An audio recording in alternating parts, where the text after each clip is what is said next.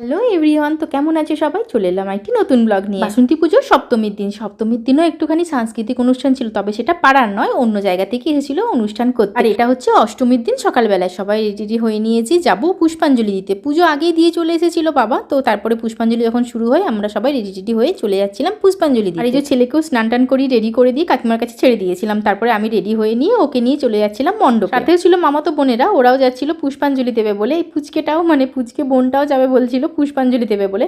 তো যাই হোক, ও হচ্ছে বড় সম্বল আমার ছেলেকে ধরার জন্য। এর আগে 5বার পুষ্পাঞ্জলি অলরেডি হয়ে গেছে, তখন অনেকটাই ভিড় হয় আর প্রচন্ড ভিড় ঠাসাঠাসি হয় বলে আমি একটু দেরি করে গিয়েছিলাম পুষ্পাঞ্জলি দিতে। লাস্টবার পুষ্পাঞ্জলি আমিই দিয়েছিলাম। পুজো মণ্ডপে যাওয়া মানে তো অনেক জনের সাথে দেখা সাক্ষাৎ হওয়া। আর এই যে শিলেখা, এ হচ্ছে আমার ছোটবেলা থেকে ডান্স পার্টনার, আমার থেকে জুনিয়র, কিন্তু আমরা সব ফ্রেন্ড। আর পুরনো বন্ধু বান্ধবের সঙ্গে দেখা মানে তো ইয়ার্কি ঠাট্টা মজা ফটো তোলা সবই চলতে থাকে। তারপরে পুষ্পাঞ্জলি দেওয়ার পর একটু সাঞ্জল খেয়ে নিই আর সবাইকে আমি একটু সিঁদুরের টিপ দিয়ে দিই। যতক্ষণ পুষ্পাঞ্জলি দিচ্ছিলাম ছেলে ছিল তার দাদার